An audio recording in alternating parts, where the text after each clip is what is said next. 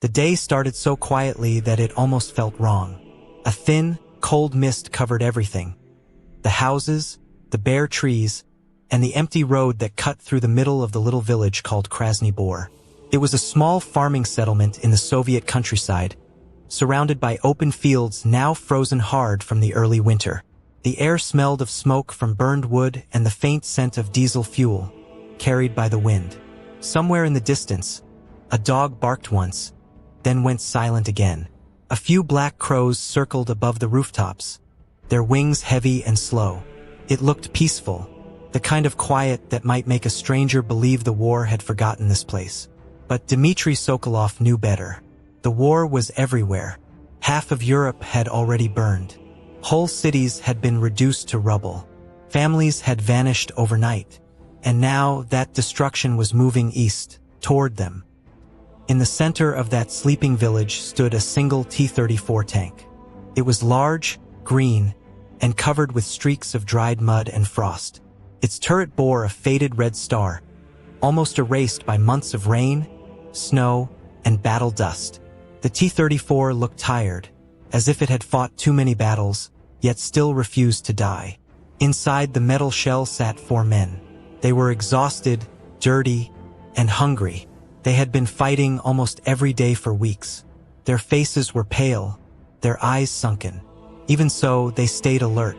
Inside the tank, the air was thick and heavy. It smelled like gun oil, diesel, and sweat. The space was cramped. There was barely enough room for all of them to move.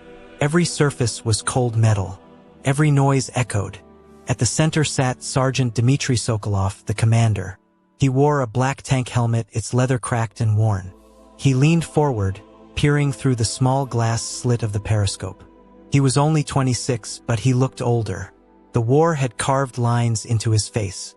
His beard was unshaven, and his eyes, once bright, were now cold and distant. They were the eyes of a man who had seen friends die, who had driven through burning villages and lived to tell about it. His crew trusted him completely. He never shouted more than he needed to, never panicked, never gave up. "Fuel?" he asked quietly. "Half tank, maybe less," replied Private Anton, the driver. His voice was calm but weary. His hands were covered in grease from fixing the engine the night before. Dmitry nodded. "And shells?" Mikhail, the loader, answered. 9 high explosive, 7 armor-piercing. That was all they had left. "Good," Dmitry said simply, though he knew the truth. It wasn't good at all. The rest of their unit, the 21st Tank Battalion, was gone. 2 nights earlier, German aircraft had ambushed them near the forest. The attack came fast: bombs, then machine gun fire, then silence. When the smoke cleared, there was nothing left but burning metal. Dmitry's T-34 was the only survivor. He didn't even know if his commanding officer was still alive. The Germans were advancing faster than anyone thought possible. Their Panzers, German tanks, were powerful and well-coordinated. Every day, the Soviets were being pushed farther east. And now, this small farming village was the last place standing before the main supply road to the Soviet lines. If Krasny Bor fell, the enemy would have a clear path to cut off food and ammunition to thousands of soldiers fighting ahead. Their orders were simple: hold the village at all costs. There were no reinforcements coming. No backup, no radio contact, and no guarantee anyone even knew they were still alive. Just 1 tank, for men, and a handful of villagers, old men, women, and children, who refused to leave their homes. Dmitry looked through the periscope again. Between the cracks of smoke and frost, he could see people moving. An old man carried buckets of water. A woman herded a cow into a shed. A few children peered out from behind a wooden fence, watching the tank. Their faces were pale and thin. He forced himself to smile at them through the glass, even though he didn't feel like smiling. He thought of his own son, Nikolai, back in Moscow.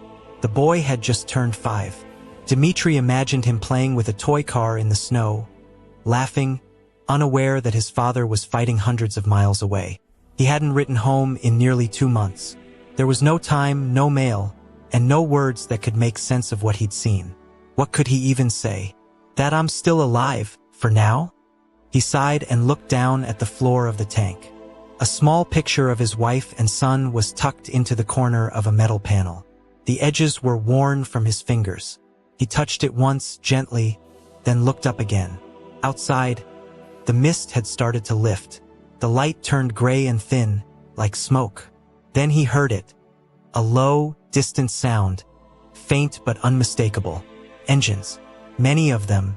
The deep rumble rolled through the ground, faint at first, then stronger. It was coming from the west, beyond the forest. Anton stopped what he was doing and looked up. He didn't need to ask what it was.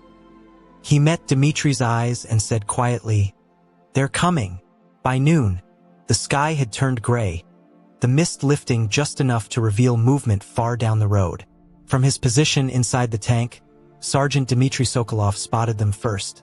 A line of German Panzer III tanks crawling slowly toward the village. Behind them came trucks loaded with soldiers, their rifles glinting faintly in the pale winter light. The ground shook as the engines roared closer. The sound was deep and heavy, like thunder rolling through the frozen earth. The snow cracked and broke under the weight of their treads. Smoke poured from their exhaust pipes, black against the white landscape. Through the periscope, Dmitry could see everything clearly. The iron crosses painted on the tanks, the way the soldiers moved carefully between vehicles, rifles ready. The Germans were cautious, but confident. They didn't expect much resistance from a village this small. Dmitry began to count them quietly under his breath. 1, 2, 3, 4. He stopped at 15. 12, maybe 15, he whispered to his crew. Inside the T-34, no one spoke. Every man held his breath, listening to the low hum of the approaching engines. "Loader, ready armor-piercing shell," Dmitry ordered. His voice was calm but sharp, the kind of tone that left no room for hesitation. Mikhail, the loader, moved quickly. He was only 19, his hands trembling slightly from the cold. His face was pale, with dark shadows under his eyes from sleepless nights. But he knew his job. He lifted one of the long, heavy AP shells, slid it into the cannon's breech, and locked it with a firm metallic clank. "Loaded," he said loudly. "Driver, reverse into cover," Dmitry commanded. Anton, the driver, slammed his foot on the pedal. The T-34's diesel engine growled to life, and the tank began to roll backward. Its steel tracks groaned and squealed as they bit into the frozen dirt. The cold air made the metal creak like it was alive. They backed the tank behind the remains of a ruined farmhouse. Its walls were half burned, its roof long gone. Broken beams and shattered glass lay everywhere. It wasn't much cover, but it was enough to hide their shape for a moment. Inside the tank, it was dark and tight. The smell of oil and metal was thick. Every vibration from the engine rattled the floor. Dmitry leaned forward again, pressing his eye to the periscope slit. He could see the enemy column moving closer, still unaware of their presence. The Panzers rolled steadily down the open road, their treads leaving deep black scars in the snow. He waited. 10 seconds. 20. 30. He could hear his own heartbeat echoing inside his helmet. "Almost," he muttered. The lead Panzer rolled into the open field near the village church, perfectly exposed. "Fire!" Dmitry barked. The T-34's 76mm cannon erupted with a deafening boom. The whole tank shook violently. Inside, a wave of heat and smoke filled the air. The recoil almost threw Mikhail off balance. A second later, through the small periscope window, Dmitry saw the result, a direct hit. The German tank exploded in a burst of orange flame. Its turret, weighing several tons, was ripped from its base and flung into the air, spinning before crashing onto the snowy ground. "Hit!" Mikhail shouted, his voice full of adrenaline. But there was no time to celebrate. The rest of the German column immediately halted. Soldiers jumped out of the trucks, shouting orders. Machine guns rattled. Bullets ricocheted off the T-34's thick armor, sending sparks flying. "Reload!" Dmitry yelled. Mikhail moved fast. Another shell, another metallic slam. "Loaded! Fire again, 2 o'clock. The gun roared once more. The second shot tore through another Panzer, hitting it just below the turret.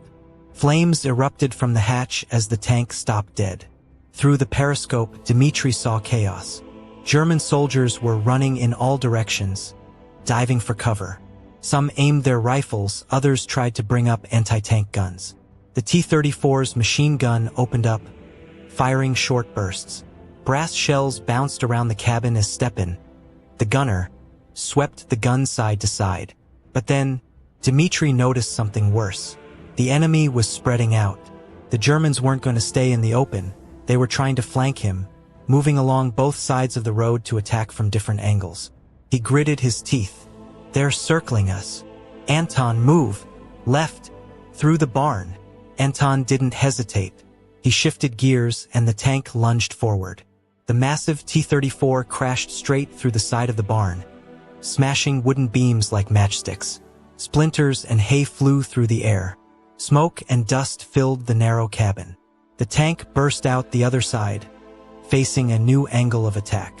"Fire!" Dmitri shouted again. The cannon boomed, and another German vehicle vanished in a ball of fire. The noise outside was almost unbearable. The scream of shells, the crack of rifles, the roar of burning fuel. The air trembled with every explosion. It felt like the whole world was coming apart. For minutes that felt like hours, the battle raged on. The T-34 moved constantly, never staying still long enough to be an easy target. Crashed through fences, fired from behind walls, reversed, turned, and fired again. Smoke curled up from its barrel. At one point, a shell struck nearby, shaking the tank violently. Metal rattled. Dust and debris fell from the ceiling. Mikhail coughed hard but didn't stop loading. Inside, the temperature rose fast. Sweat mixed with soot on their faces. Finally, after what felt like forever, the noise began to fade. The Germans were retreating, pulling back toward the tree line to regroup. Dmitri waited, watching through the cracked glass of the periscope. 3 burning Panzers lay in the snow, black smoke rising into the gray sky. Broken trucks and scattered bodies marked the road. The white landscape was now scarred with fire. The T-34 sat motionless, its engine idling softly. Inside, it was quiet except for the hiss of hot metal cooling. The crew sat in silence, breathing hard. Dmitri finally spoke. "How many shells left?" Mikhail checked the rack. His voice came out weak. 6 armor-piercing, 5 high-explosive. Dmitri nodded slowly. He wiped sweat and soot from his face. They had survived the first attack, the first few hours, but he knew this wasn't over. The Germans never attacked once and left.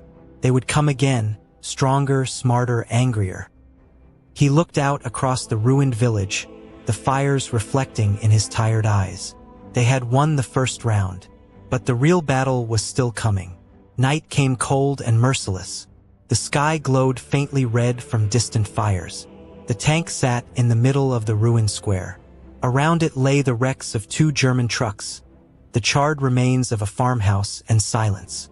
Dmitri stepped out for the first time in hours. His boots crunched on frozen mud. The villagers were hiding in their cellars. He saw one old woman lighting a candle in a window, a small gesture of hope in the darkness. He stood there, staring at the candlelight, feeling something heavy inside his chest. He knew what tomorrow would bring. Anton came out too, holding a piece of bread he had saved from the morning. "Here," he said, offering half to Dmitri. The commander smiled faintly. "You eat. You're the one who has to drive this beast tomorrow." Anton laughed weakly. "She'll drive herself if she has to." In the distance, they heard the faint rumble of engines again, heavier ones this time. "Tigers," Dmitri muttered. He could almost feel their weight in the ground. They climbed back into the tank. Inside, it was dark except for the glow of the instrument panel. "Let them come," Dmitri said quietly. "We'll give them a fight they'll remember." The night dragged on.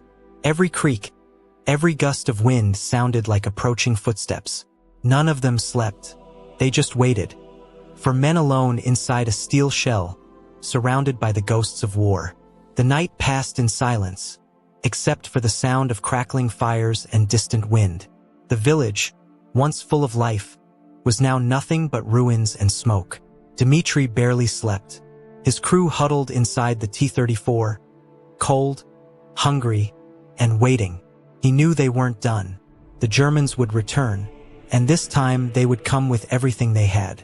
As the first light of dawn crept over the snow, the ground began to tremble. The low rumble of engines echoed through the frozen air. Mikhail, the young loader, looked up nervously. "They're coming," he whispered. Through the slit of the periscope, Dmitri saw dark shapes emerging from the mist, bigger, heavier, slower. Not the small Panzer IIIs from before. These were Tiger tanks, the monsters of the German army. When Soviet reinforcements arrived the next morning, they found the village reduced to rubble. Smoke still rose from the fields. Dozens of German tanks and vehicles lay destroyed. In the center of the square sat the burnt-out T-34, its guns still pointing toward the road. The Germans had withdrawn during the night, leaving their dead behind. Inside the wreck, they found the bodies of 4 men, still at their posts. The commander's hand was clutching a pistol. A few surviving villagers told the soldiers what had happened. "One tank," the old woman said, her voice trembling. "Just one tank. They held the village for a whole day. They didn't let the Germans pass." Word spread fast. Across the front, soldiers whispered about the lone T-34 of Krasny Bor, the tank that refused to die. No one knew their full names, only fragments of memory. But for years after the war, locals would leave flowers beside the rusted hulk in the square. Children would climb it, touching its cold steel, hearing stories from their grandparents. And somewhere in that quiet village, long after the last gun fell silent, the spirit of that tank, and the men who fought within it, lived on. For 24 hours, they were the wall that held back an army. For 24 hours, they turned steel and courage into legend.